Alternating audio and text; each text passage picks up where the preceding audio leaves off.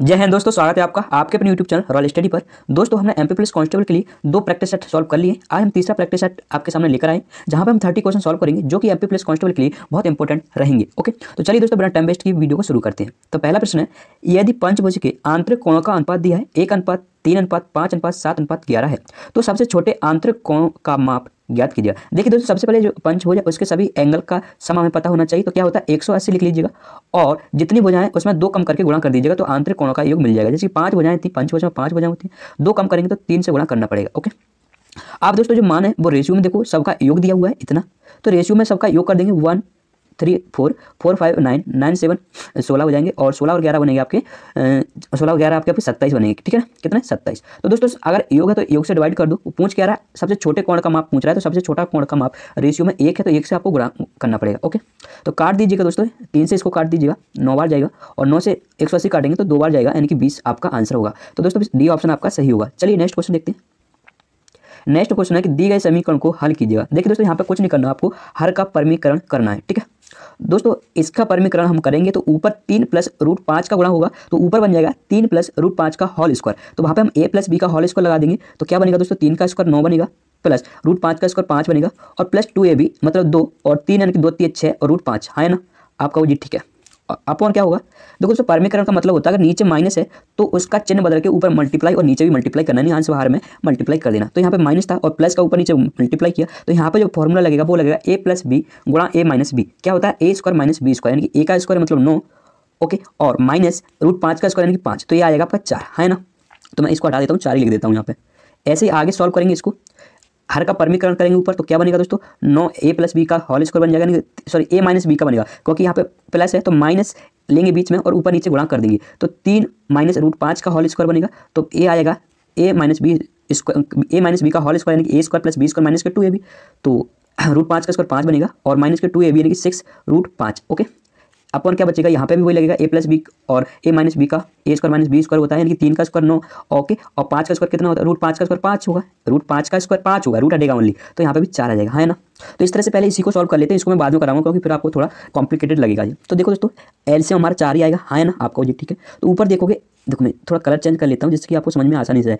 a plus के a minus के, तो भाई एक तो कट जाएंगे, तो दोस्तों ये कितने हैं, 9 + 5 यानी कि 14, ये कितने, तो ये भी आपके 14 यानी 14 और 14 कितने हो जाएंगे दोस्तों, 28 हो जाएंगे। हाँ ना, बताइए आपका भी। हाँ, तो यानी कि 28/4 आंसर आएगा इसका। तो इसका कितना आएगा दोस्तों, 28/4 यानी कि 7 आंसर आएगा है ना।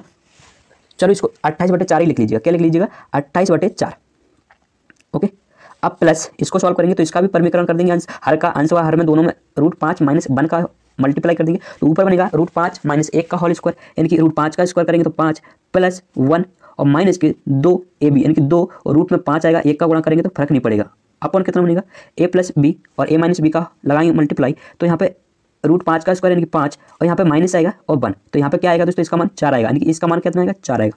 तो फिर देखिएगा ये कितना है, 6, तो एलसीएम भी इसका 4 आएगा है ना।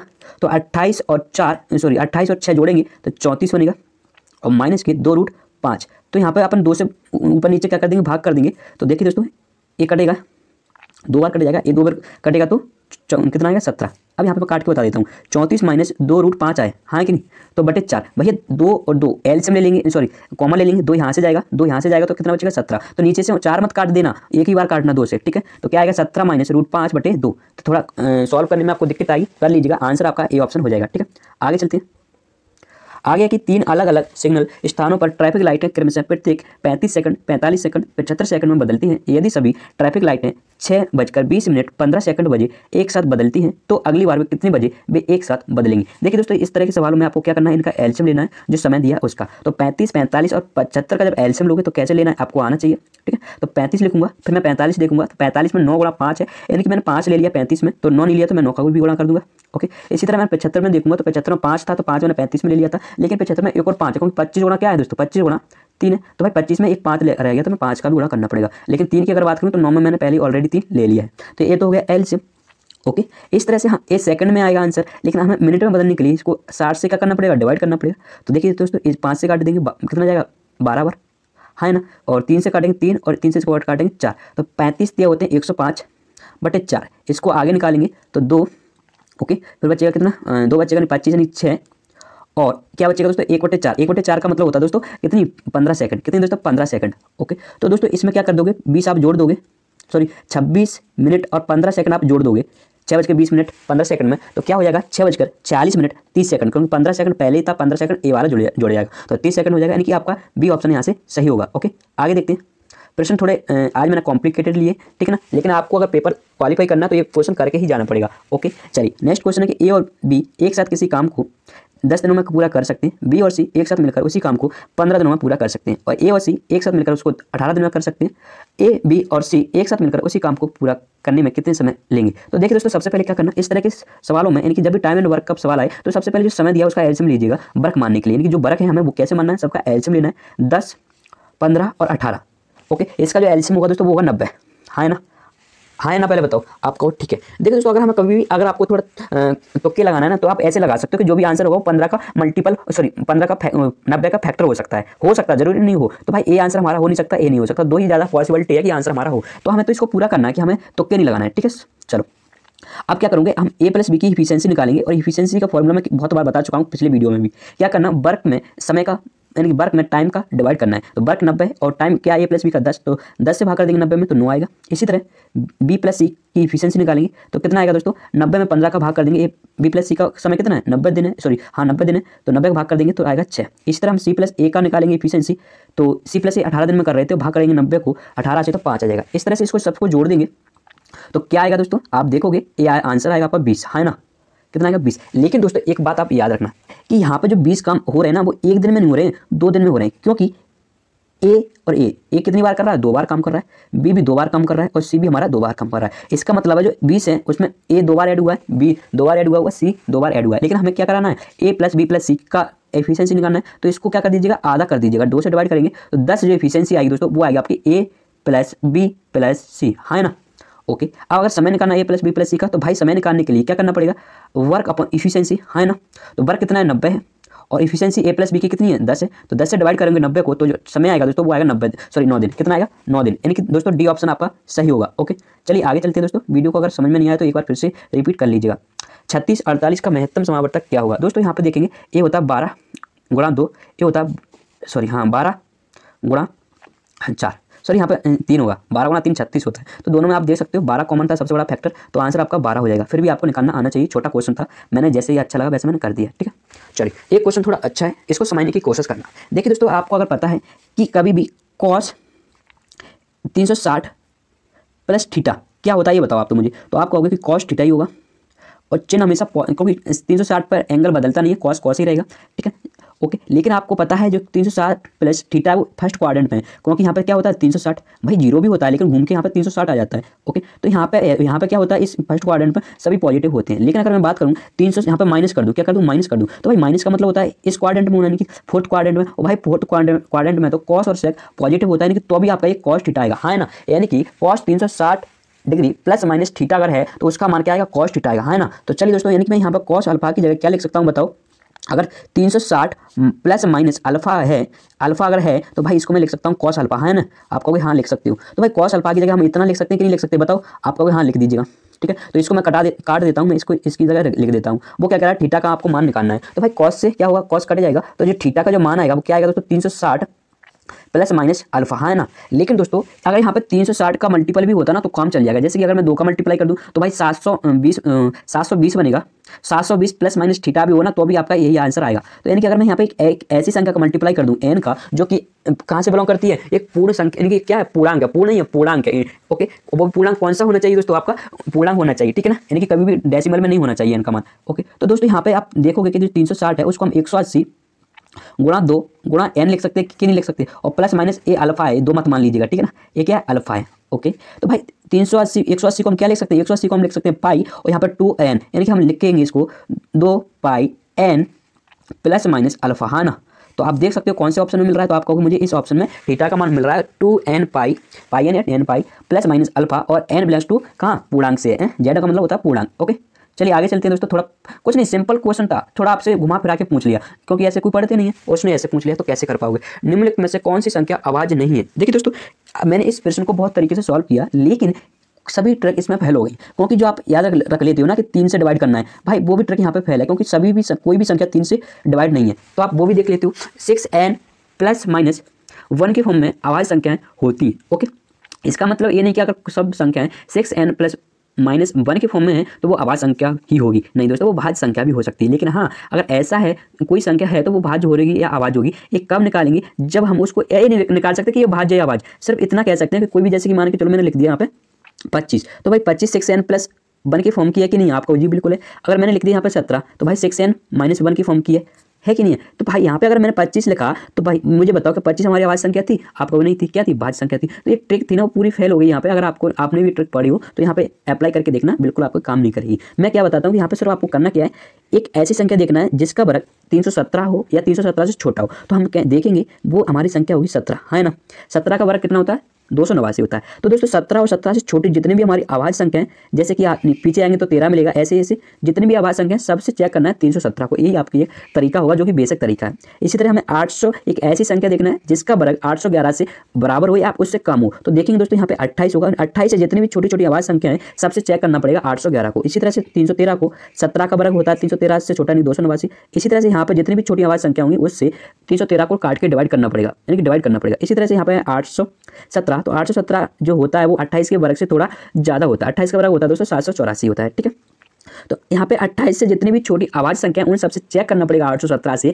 अगर इसमें से किसी से कट गया तो वो संख्या भाज्य होगी, अगर नहीं कटा तो अभाज्य होगी। तो दोस्तों मैं पूरों को काट के नहीं दिखा रहा हूँ, वरना इसी में मेरा 1 घंटा लगेगा, सॉरी कम लगेगा, नहीं 5 से 6 मिनट लग जाएंगे। तो मैं बता देता हूँ दोस्तों, यहाँ पे जो आंसर होगा वो 817 होगा, क्योंकि जैसे इसको काटोगे तो इसमें एक संख्या आती है 19। तो दोस्तों ये संख्या 19 से कट जाएगी। जैसे कि 19 से काटेंगे, 19 ये कितने होते हैं दोस्तों, 76 होते हैं, सॉरी 19 चौके 76 होते हैं। ओके, बच जाएगा कितना 5, तो 57 बनेगा, 19 दिए 57, यानी कि 43 गुणा 19 होता है 817। तो आपका आंसर हो जाएगा 817, ठीक है ना। चलिए नेक्स्ट क्वेश्चन देख लेते हैं।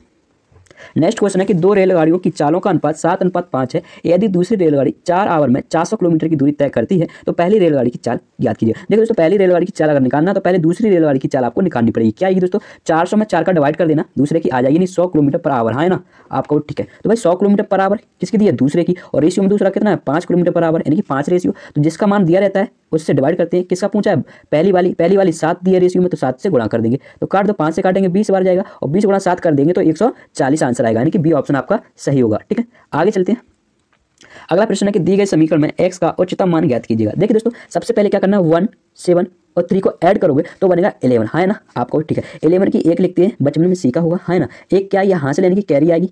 ओके, चलो अब देखो, सबसे अब बच्चे क्या करेंगे, एक्स वाई प्लस जेड को जोड़ना स्टार्ट कर देंगे। नहीं दोस्तों, मैं नहीं बता रहा हूँ, मैं इतना कह रहा हूँ कि अगर आप देखोगे कि यहाँ पे कितना आ रहा है, 7 आ रहा है ना, दूसरे नंबर पर 7 आ रहा है, तो भैया मैं कहता हूं कि आपको x के इस साइड की संख्या 5 + 6 + 3 को जोड़ना है। तो 5 + 6 + 3 को जैसे ही इनको जोड़ोगे तो जो आएगा वो आएगा दोस्तों आपका 14। इसका मतलब है दोस्तों 14 आ रहा है, और 14 ही यहाँ पे लिखा हुआ है, देखो लिखा है कि नहीं लिखा है। इसका मतलब है कि इसमें कैरी नहीं आई, कि अगर कैरी x + y + z को जोड़ने के बाद भाई जो भी हमने 7 लिखा था, अगर यहाँ पे कुछ कैरी आती वो भाई 14 में जुड़ती, आप कहोगे हाँ जुड़ती, लेकिन भाई यहाँ तो 14 लिखा है, मतलब x + y + z जोड़ने के बाद कोई भी कैरी नहीं है। तो मतलब अब हम देख सकते हैं कैरी नहीं है, तो भाई x + y + z बराबर कितना है दोस्तों, 7 है कि नहीं। लेकिन भाई यहाँ पे एक कैरी ऐड हुई है, यानी कि जो 11 था उसका 1 भी इसमें जुड़ा हुआ है। क्या जुड़ा हुआ है, 1। तो 1 को अगर घटा दूंगा तो x + y + z मिलेगा कि नहीं मिलेगा, आपको हाँ मिल जाएगा। तो x + y + z की जो वैल्यू होगी वो 6 होगी। दोस्तों हम x की वैल्यू मैक्सिमम कितनी रख सकते हैं, 9 रख सकते हैं। तो भैया वो क्या कह रहा है कि x का उच्चतम मान बताइए। तो भैया x का उच्चतम मान निकालना है तो इसको 0 कर दो, इसको 0 कर दो। x का मान उच्चतम 9 हो सकता था, लेकिन हमें तो कितना ऐड सबका जोड़ चाहिए 6, तो इसका मतलब हमें क्या होगा, x का मान 6 होगा, है ना। तो आंसर क्या होगा आपका, बी ऑप्शन इनकी 6 हो जाएगा, ठीक है। चलिए नेक्स्ट क्वेश्चन देख लेते हैं। नेक्स्ट क्वेश्चन आपको दिया हुआ है, ओके, रिकरिंग नंबर दिए हैं तो आपको इनको जोड़ना था, ठीक है। तो चलिए दोस्तों, सबसे पहले इस तरह के सवालों को इसको और इसको जोड़ना है। तो 3.2626 रिपीट का मतलब होता है वो संख्या बार बार आना, ठीक है। तो 1.333 इस तरह से जोड़ देंगे तो यह बनेगा 9595 और 4। इसका मतलब यहाँ पे 59 रिपीट हो रहा है ना।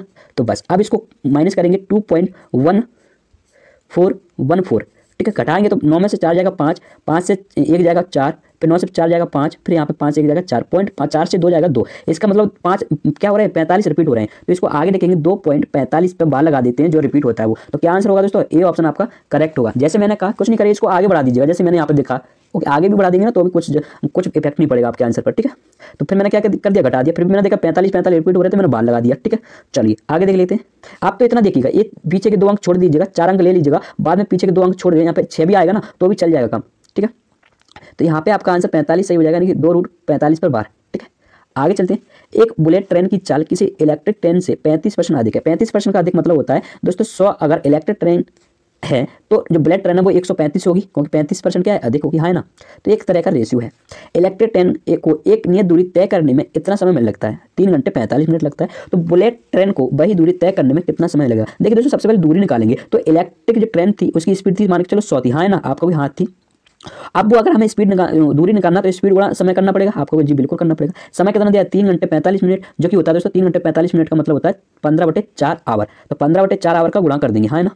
और अगर हमें समय निकालना है किसका, बुलेट ट्रेन का, तो बुलेट ट्रेन की जो स्पीड थी वो 135 थी, तो 135 से क्या करेंगे, डिवाइड कर देंगे, है ना। तो 135 से डिवाइड करने का मतलब होता है 1/135 से मल्टीप्लाई कर दो। ओके, तो बस काट दीजिएगा दोस्तों इसको। देखो इसको काटेंगे सबसे पहले, 15 से काटेंगे तो कितना जाएगा दोस्तों, 9।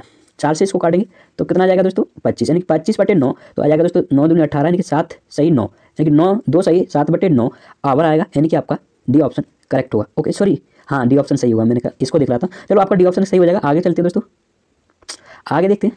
आगे दिया 2 त्रिभुजों के क्षेत्रफलों का अनुपात दिया 4:3, उनकी ऊंचाइयों का अनुपात दिया 3:4, तो उनके आधारों का अनुपात ज्ञात कीजिए। कुछ नहीं करेगा दोस्तों, जो एरिया दिया हुआ है, पहले का एरिया 4 है, दूसरे का एरिया क्या है, 3 है।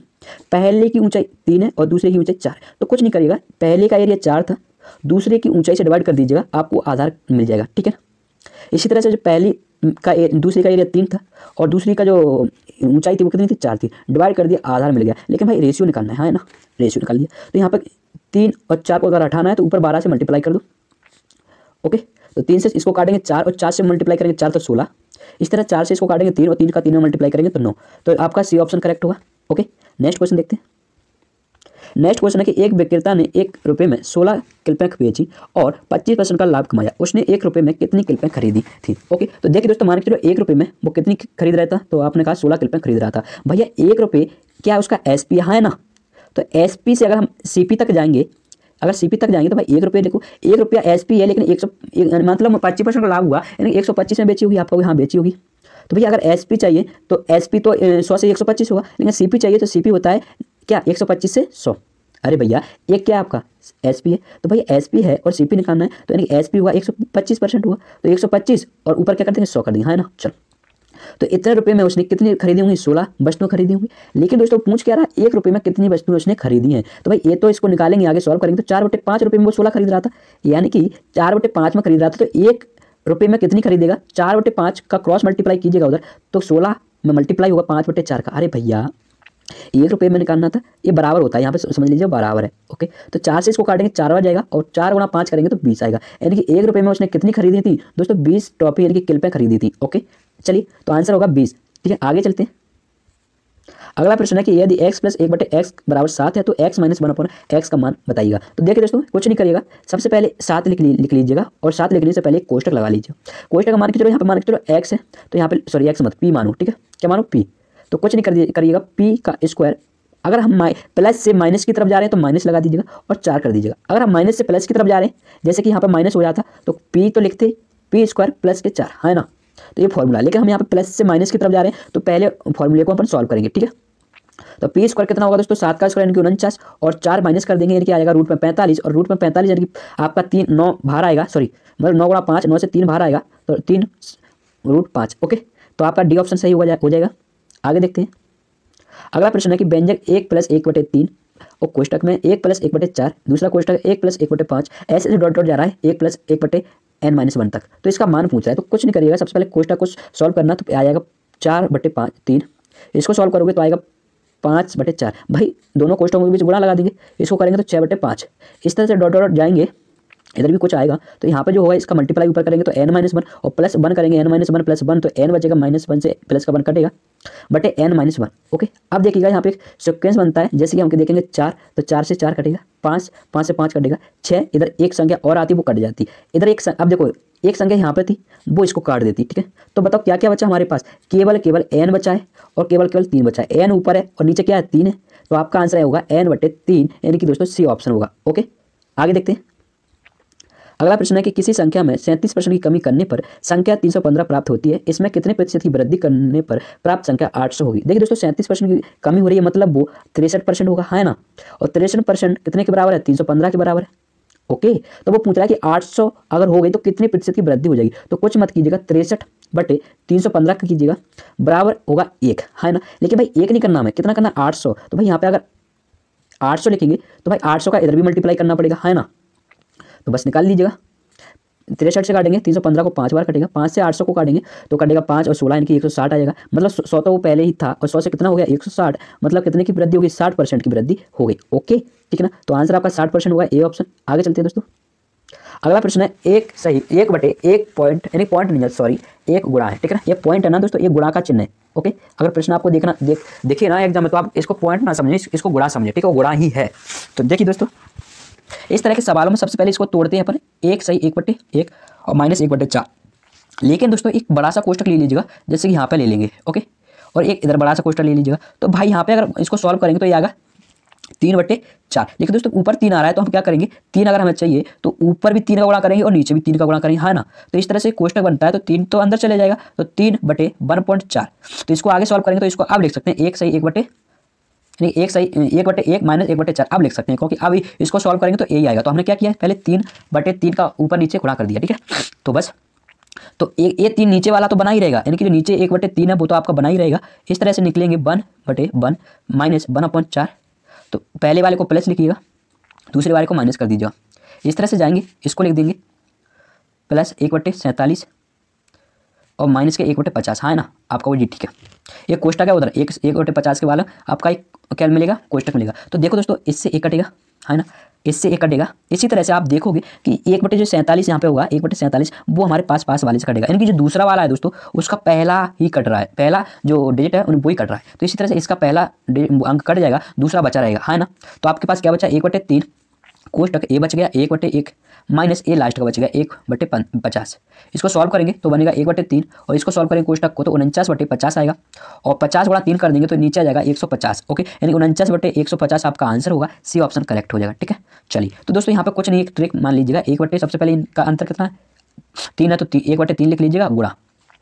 ओके, यहाँ पे कोष्टक लगा लीजिएगा, तो सबसे पहले 1 लिख लीजिएगा, 1 यानी कि 1 लिखना और लास्ट वाले का अंतर करना, यानी कि लास्ट वाला कितना है 50, यहाँ पे 1 भी रहना है। ओके, तो यहाँ पे बस इसको सॉल्व करेंगे तो आ जाएगा 49/150, ठीक है। ज़्यादा टाइम वेस्ट नहीं कर रहे हैं इस प्रश्न पे, आगे चलते हैं। देखिए आगे दिया है tan थीटा बराबर -12/5, तो sin थीटा का मान ज्ञात कीजिएगा। देखिए दोस्तों, sin थीटा अगर निकालना है तो सबसे पहले आपको इसकी जो लाल बटे कक्का होता है वो पता होना चाहिए।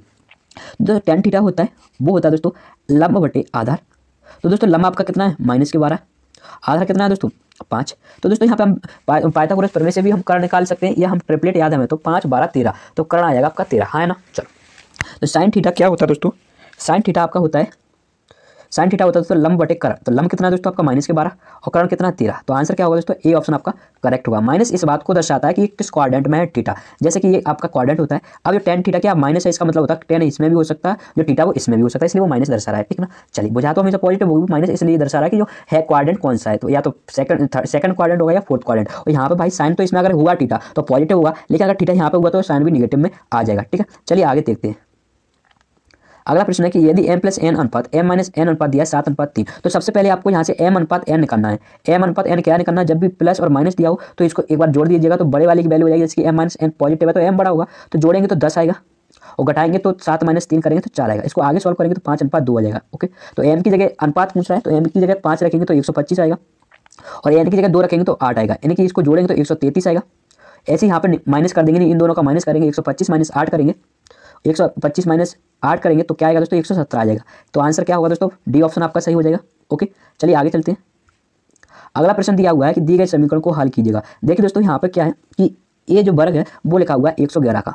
आपका वो कैसे, अरे भैया 11 का वर्ग क्या होता है 1, 2, फिर 2 से 1 कम कर दो। इसी तरह 111 का क्या होता है भाई 1, 2, 3 इतना लिख के फिर 3 से नीचे को चलो, 3, 2, 1। ओके, ये तो लिखा हुआ है।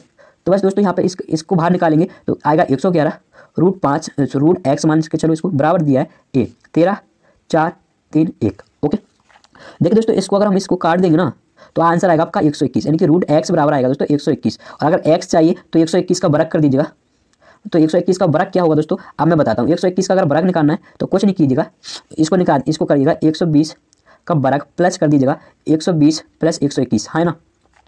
तो 120 का होगा 144 00 प्लस ये जोड़ देंगे, कितना जोड़ जाएगा 142। इसको जैसे इसमें जोड़ेंगे तो कितना आएगा 14641, ठीक है। तो यानी कि दोस्तों कौन सा आंसर आपका करेक्ट हो जाएगा, सी ऑप्शन आपका करेक्ट होगा, ठीक है।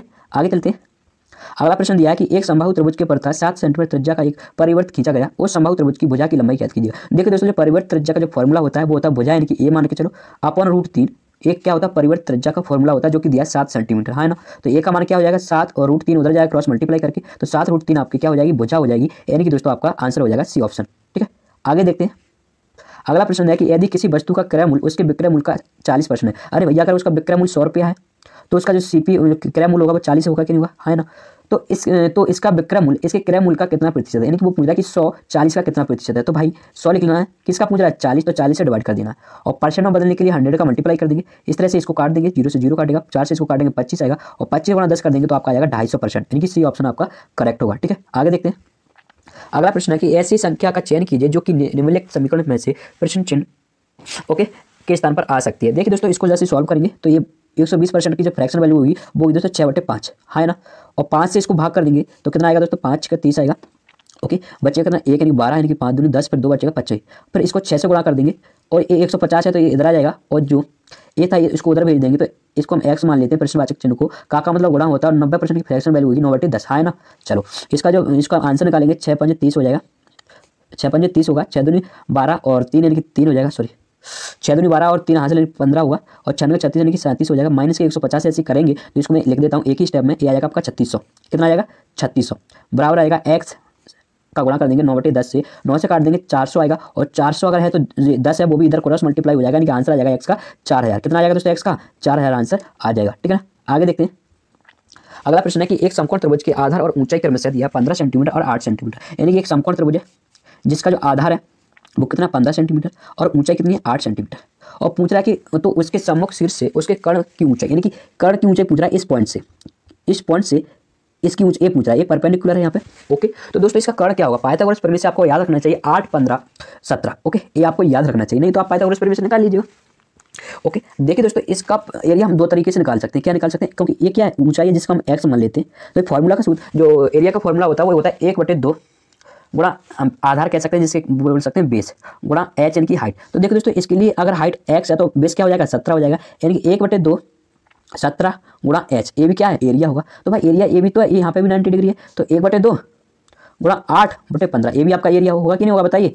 तो दोनों एरिया बराबर होंगे क्योंकि एक ही ट्रायंगल का एरिया है। तो देखो इसको सॉल्व कर लेंगे अपन, तो इससे तो ये कटेगा, ओके। अब ये कितना है 120 है कि नहीं, 120/17, तो 117 का भाग करेंगे 120 में, तो जो आंसर आएगा दोस्तों वो क्या आ जाएगा आपका 7 सही 1/17, ओके। 7 सही 1/17 आपका आएगा जब 120 में 17 का डिवाइड करेंगे। चलिए दोस्तों, तो हाइट आपकी निकल आई है, आंसर ए ऑप्शन हो जाएगा। आगे चलते हैं। अगला प्रश्न है कि 45 रुपये की धनराशि पर 12% वार्षिक चक्रवृद्धि ब्याज की दर से 2 वर्ष और 18 माह की अवधि के बाद प्राप्त मिश्र धन रुपये में क्या होगा। देखिए दोस्तों इस तरह के सवालों को, यानी यहाँ पर 2 वर्ष 18 माह की क्या कह रहा है वो मिश्र धन ज्ञात कीजिएगा। तो सबसे पहले 45 लिख लीजिएगा, 4500, ओके। तो 4500 अगर हम कहेंगे पहले साल के लिए जो ब्याज होगा वो कितना होगा, तो अगर कहोगे कि 12% दर है तो भाई पहले वर्ष 12% लगेगा इसका, हाँ है ना। तो 12% निकाल लीजिएगा, कितना हो जाएगा दोस्तों 540 हो जाएगा। तो 4500 का 12% निकालेंगे तो, और दूसरे वर्ष कितना हो जाएगा, दूसरे वर्ष भी 12% निकलेगा, है ना। तो ये भी दूसरे वर्ष भी 12% निकालेंगे तो कितना होगा 540 होगा। लेकिन दूसरे वर्ष तो बेटा इस पर भी ब्याज लगेगा और इस पर कितना लगेगा 12% लगेगा, है ना। तो 540 का 12% निकालेंगे तो दोस्तों 64.8 आ जाएगा, कितना आएगा 64.8 आ जाएगा। लेकिन दोस्तों अब बात आती है कि भाई 2 वर्ष तो हो गया, लेकिन अब 8 महीने का निकालना है। भाई 12 महीने की जो दर है वो 12% है, यानी कि 12 महीने में 12% लग रहा था, तो 8 महीने में कितनी दर हो जाएगी दोस्तों 8% हो जाएगी, ठीक है ना। तो अब रेट चेंज हो गई है, 8% रेट आपकी हो चुकी है। तो भाई जब हम 8 महीने के लिए निकालेंगे तो इसका कितना परसेंट निकालना पड़ेगा 8%, और 8% 4500 का निकालेंगे दोस्तों 360 होगा, है ना, ओके।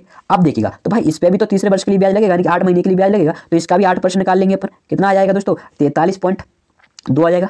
इसी तरह तीसरे वर्ष की 8 महीने के लिए इस पे भी 8% निकालेंगे तो 43.2 इसका भी आ जाएगा। भाई इस पे भी निकालेंगे क्योंकि पिछला जो ब्याज है उस पर भी ब्याज लगता है चक्रवृद्धि ब्याज में, है ना। चलो तो 64.8 का भी 8% निकालेंगे तो दोस्तों 5.184 आएगा, ओके। अब पूछ क्या रहा है आपको इतना देखना है, पूछ वो इतना रहा है कि भाई मिश्रधन बताइएगा, क्या बताइएगा मिश्रधन। तो मिश्रधन को आपको 45 और यानी कि मूलधन प्लस ब्याज को जोड़ देना, यानी इस सबको अगर जोड़ देंगे तो जो आंसर आएगा आपका ए का वो आएगा दोस्तों 60 96 0.384। लेकिन दोस्तों 4 को आप यहाँ से हटा भी सकते हो, तो आंसर आपका सी ऑप्शन करेक्ट होगा। ओके, चलिए दोस्तों नेक्स्ट क्वेश्चन की तरफ बढ़ते हैं। अच्छे प्रश्न है, आप घबराए नहीं, एक बार वीडियो को अच्छे देखें, आपको पूरे सवाल आने लगेंगे। दिए गए समीकरण को हल कीजिएगा। देखिए दोस्तों, सबसे पहले हम बॉडमास नियम से डिवाइड कर देंगे। 4 को 2 से तो आएगा 2, फिर मल्टीप्लाई करेंगे 2 गुणा 3 का, तो ऊपर तो आ जाएगा 3 गुणा 6 फिर 3 9 आएगा, है ना। चलो नीचे देखेंगे, सबसे पहले क्या करेंगे, डिवाइड करेंगे। नीचे जे है, जे क्या हो जाएगा, इसमें डिवाइड होगा तो 3 से 3 कटेगा, तो नीचे 4 + 2 बचेगा 6, और इसको आगे सॉल्व करेंगे 3 से काटेंगे तो 3/2, यानी कि दोस्तों डी ऑप्शन आपका सही होगा। ओके, आगे देखते हैं।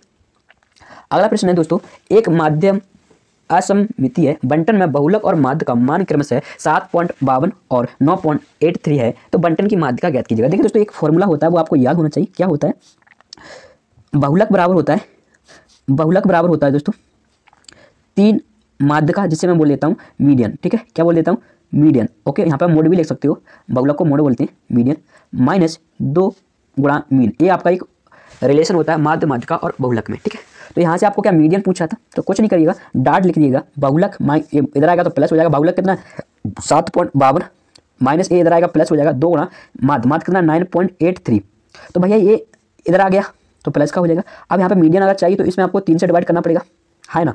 तो इसको जैसे ही आप सॉल्व करोगे तो जो आंसर निकल कर आएगा वो आएगा दोस्तों 9.06। ओके, यानी कि दोस्तों सी ऑप्शन आपका सही होगा। इसको कैलकुलेशन आप कर लीजिएगा। मैं नेक्स्ट क्वेश्चन देखता हूँ। नेक्स्ट क्वेश्चन है कि एक पेंडुलम 3 सेकंड में 2 बार बजता है, दूसरा पेंडुलम 7 सेकंड में 5 बार बजता है। यदि दोनों पेंडुलम एक साथ बजना शुरू करें तो वे 1 मिनट में कितने बार एक साथ बजेंगे। देखिए दोस्तों, ऑपरेशन थोड़ा अच्छा है। देखिए सबसे पहले इतना देखिएगा कि एक बार बजने में कितना सेकंड लेता है, तो भाई 2 बार बजने में 3 सेकंड लेता है, तो भाई एक बार बजने में कितना लेगा बताओ, तो भाई आप कहोगे 3/2 सेकंड लेगा, है ना। दूसरा वाला भी एक बार बजने में कितना समय लेगा, तो आपको 7/5 सेकंड लेगा। ओके, तो भैया अगर हमें समय मिल गया तो जो पहले मैंने क्वेश्चन सॉल्व कराया था एलसीएम लेके वैसे करेगा, और फ्रैक्शन का जो एलसीएम हम लेते हैं वो ऊपर का एलसीएम लेंगे, यानी 3 और 7 का एलसीएम लेंगे 21 होगा, और जो नीचे रहता है हर होता है उसका हम एलसीएम लेते हैं, तो 2 और 5 का जो एलसीएम होगा वो 1 होगा, तो 1 नीचे हम लिखेंगे नहीं। इसका मतलब होगा कि 21 सेकंड में वो एक बार बजेंगी, है ना। 21 सेकंड में वो एक साथ एक बार बजेगी। तो बोल रहा है कि 1 मिनट में कितने होते हैं, 60 सेकंड होते हैं। भाई दूसरी बार वो 42 मिनट पर बजेगी, 42 सेकंड पर एक बार और बजेंगे, और आगे वो 63 सेकंड होंगे तब एक बार और बजेंगे। लेकिन हमें तो कितने मिनट है, सॉरी कितने सेकंड है, 60 सेकंड। इसका मतलब है कि हम कितनी बार बजेंगे, वो 2 बार ही बजेंगे, एक 21 सेकंड पर, एक 42 सेकंड पर। तो आपका आंसर क्या हो जाएगा दोस्तों, सी ऑप्शन है कि 2 बार वो बजेंगे। ओके, चलिए आगे अगला प्रश्न देखते हैं। अगला प्रश्न है कि साधारण ब्याज की कितनी दर पर कोई धनराशि 8 वर्षों में स्वयं की 3 गुनी हो जाती है। स्वयं की 3 गुनी का मतलब होता है दोस्तों, अगर 1 रुपया आया तो वो 3 रुपये हो जाना, है ना। तो भाई ब्याज कितना है, तो आप कहोगे ब्याज आपका 2 रुपया, है ना। ब्याज कितना है, 2 रुपया है। तो देखिए दोस्तों, 2 रुपया का मतलब होता है, अब यहाँ पे देखेंगे 2 रुपया का मतलब होता है कि भाई 1 रुपया अगर है तो 200% ब्याज होना, है ना। बोलो हाँ है ना, पहले तो ये बताओ। आप कहोगे हाँ। तो देखिए दोस्तों, एक रिलेशन होता है कि R गुणा N जो परसेंट होता है वो होता है SI%, और SI% कितना दोस्तों 200 है। तो भाई अगर हमें क्या निकालना है, R निकालना है, N दिया है 8, तो क्या करिएगा, R बराबर SI% बटे N करिएगा, यानी कि 200 बटे क्या कर देना 8 कर देना। तो जो R का मान आएगा वो कितना आएगा दोस्तों, 25% आ जाएगा। ठीक है, हाँ है ना, बताओ। आप कहोगे हाँ, 25% आपका सही आंसर हो जाएगा। ठीक है, ये आपको रिलेशन याद रखना है। SI% कैसे निकालते हैं, SI% और बता देता हूँ। SI% कुछ नहीं निकालना, SI लिखना है बटे P लिखना है और 100 का मल्टीप्लाई करना है, ये आपका SI% निकल आता है। ठीक है, अगला प्रश्न देख लेते हैं। अगला प्रश्न है, दी गई आंकड़ों का माध्य ज्ञात कीजिएगा। देखो माध्य कुछ नहीं होता, सबको जोड़ो, और कितने अंक हैं, सॉरी कितनी संख्या है, कितने आंकड़ों की संख्या है 5 है, तो 5 से डिवाइड कर दो। सबसे पहले नीचे 5 लिख लेता हूँ, और आप सबको जोड़ूंगा तो क्या आएगा दोस्तों, 1 2 यानी 3 से 7 जोड़ेंगे, 10 10 टू 12 12 टू 7 यानी कि 9। ओके, 1 यहाँ चला जाएगी, अब इधर जोड़ेंगे 11 9 यानी कि 20 हो जाएगी, 20 28 28 7 35 35 4 41। भाई डिवाइड करेंगे तो जो आंसर आएगा दोस्तों वो आएगा दोस्तों 8.38, यानी कि दोस्तों आपका सी ऑप्शन सही होगा। ओके, तो जोड़ के 5 से डिवाइड कर देना। मैं नेक्स्ट क्वेश्चन की तरफ बढ़ता हूँ। चलिए दोस्तों, तो फाइनली हमने 30 क्वेश्चन सॉल्व कर लिए, और प्रश्न कैसे लगे आपको ये जरूर बताना कमेंट बॉक्स में। दोस्तों वीडियो में बहुत मेहनत लगती है, प्लीज़ चैनल को सब्सक्राइब कर दे और बेल आइकन दबा दे। ठीक है, और अगर आपने वीडियो को लाइक नहीं किया तो वो भी कर दीजिएगा, क्योंकि मुझे मोटिवेशन मिलता है और मैं अच्छे क्वेश्चन ढूंढकर आपके लिए लाता हूँ। चलिए दोस्तों, तो मिलते हैं नेक्स्ट वीडियो में।